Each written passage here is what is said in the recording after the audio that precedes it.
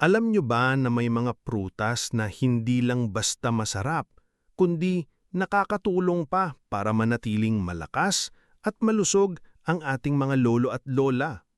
Kaya sa video na ito, aalamin natin ang mga prutas na best para sa seniors. Kaya siguraduhin na tapusin ang video hanggang dulo. At bago tayo magsimula, huwag kalimutang i-like ang video, i-subscribe ang channel, at i-click ang notification bell para lagi kayong updated sa mga health tips para sa ating mga mahal na seniors. Habang tumatanda, mas nagiging sensitibo ang ating katawan.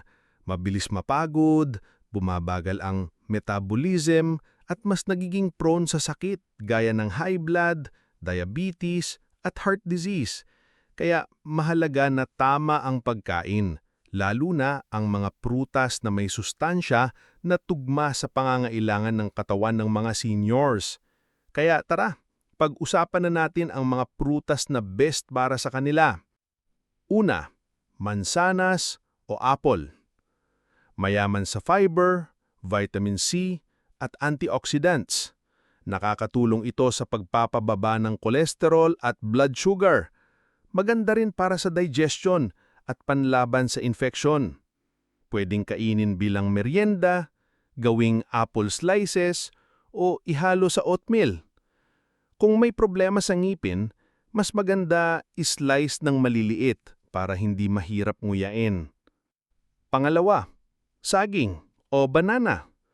Mayaman sa potassium, magnesium, at vitamin B6. Tumutulong ito sa pagkontrol ng blood pressure at pagpigil sa mga muscle cramps. Magandang energy booster din. O isang medium size na saging kada araw. Pwede sa almusal o merienda.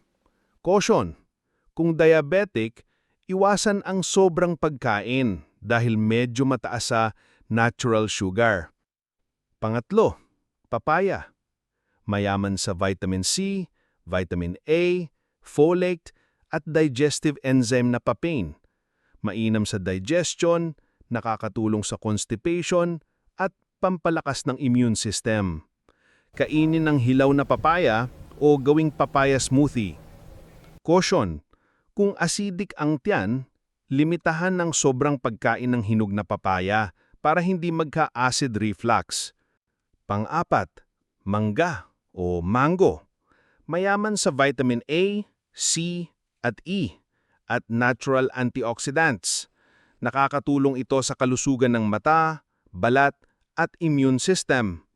Isang hiwa ng mangga, paminsan-minsan lang, huwag araw-araw kung mataas ang blood sugar. Caution: mataas ang natural sugar content, kaya hindi bagay ito kung uncontrolled ang diabetes. Panglima, orange o kalamansi.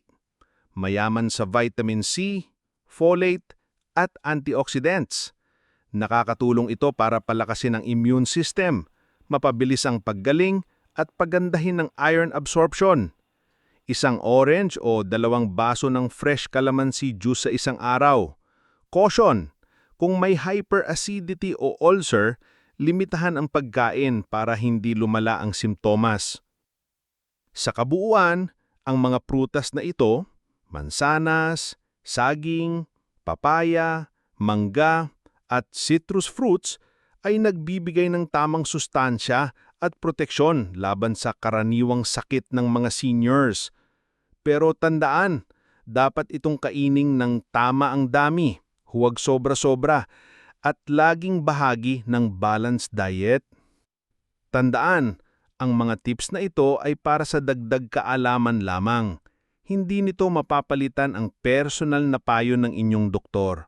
Kung may inindang kondisyon tulad ng diabetes, high blood, o iba pang sakit, mas mabuting kumonsulta muna bago baguhin ang inyong diet.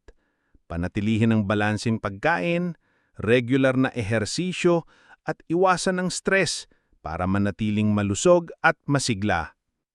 Kung nakatulong ang video na ito, i-type ang yes. At more naman kung gusto nyo pa ng dagdag kaalaman. At huwag kalimutang i-like ang video, mag-subscribe, at i-click ang notification bell para lagi kayong updated sa mga health tips para sa ating mga mahal na seniors.